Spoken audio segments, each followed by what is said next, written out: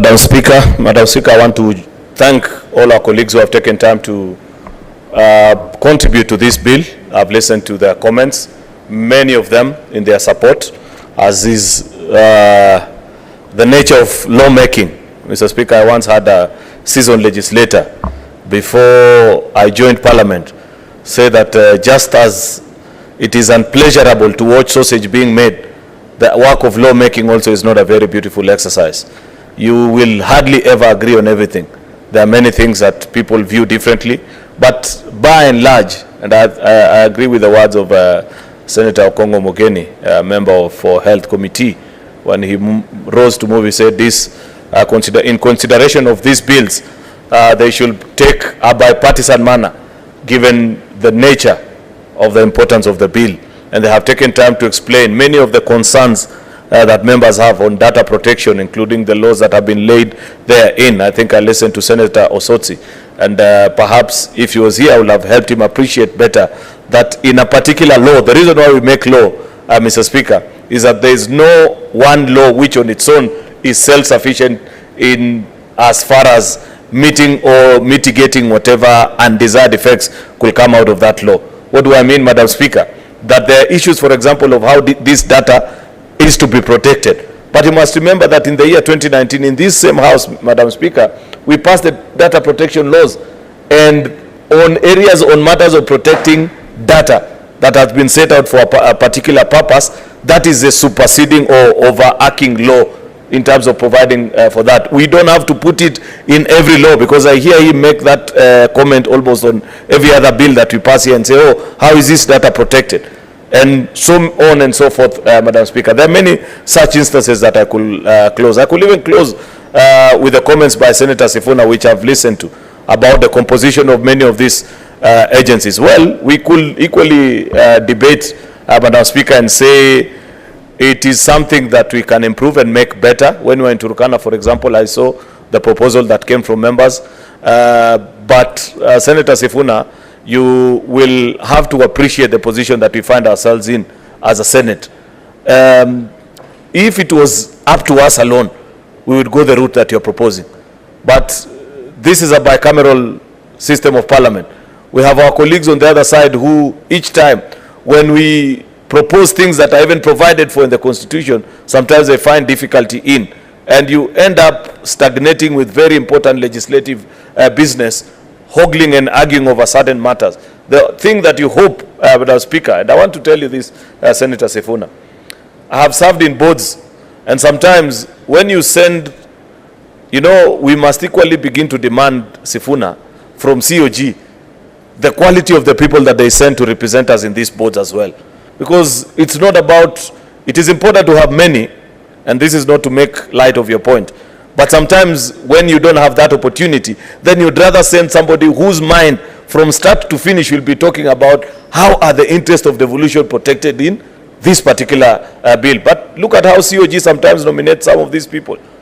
I have seen boards make certain decisions, and you wonder, what about the person who we gave the opportunities? Because many bills we pass in this house over the years and say COG shall send a representative, but somehow in the operations of those bodies, we don't see the change and the sense in which they appreciate the tenets and the dictates of devolution. So, Madam Speaker, I want to appreciate colleagues who have taken time.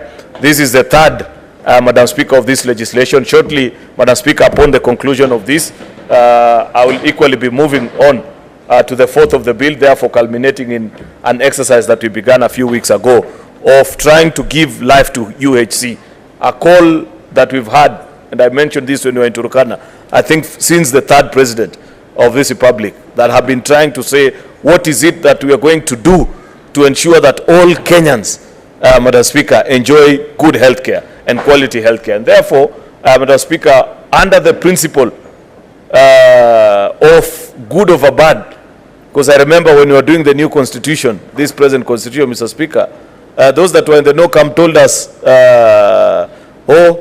there is a portion of it that I don't agree with it, therefore I buried the entire document. But those that had been in the struggle for many years trying to get Kenya a new constitution told us, we can live with it, don't worry.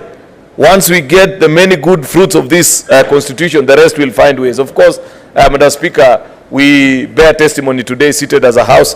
This House of Senate is a creation of constitution. Devolution is a creation of this new constitution, Madam Speaker, and many other good things that you can enlist. And therefore, in the process of lawmaking, I want to convince you, my colleagues, that there is no given time that you will have a bill that will come to this house and you will say 100% we agree on everything. People have different perspectives on things. But if the spirit, the letter, the intent, the content makes the lives of the people that you represent in this house better, then give it your stamp of approval and satisfaction. With those many remarks, Madam Speaker, I appreciate and I thank all our colleagues that have taken time and hope that we can progress to this bill. I thank you, Madam Speaker. Thank you. Sorry. Madam Speaker, understanding order 66.3.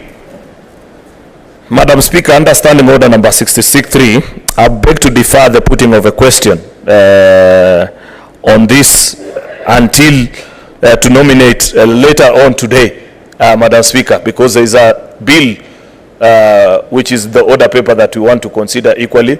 If we can move on with it, then we'll put the question jointly together at the end of transacting this business, Madam Speaker. It can make our work easier, if you so agree. That is in order, Majority Leader. So next order.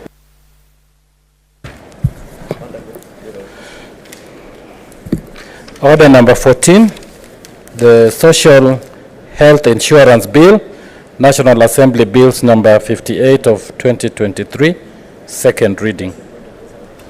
I invite the Majority Leader to move this bill. Thank you, Madam Speaker.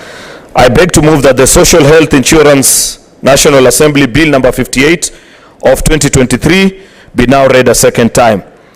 Madam Speaker, this bill was published on the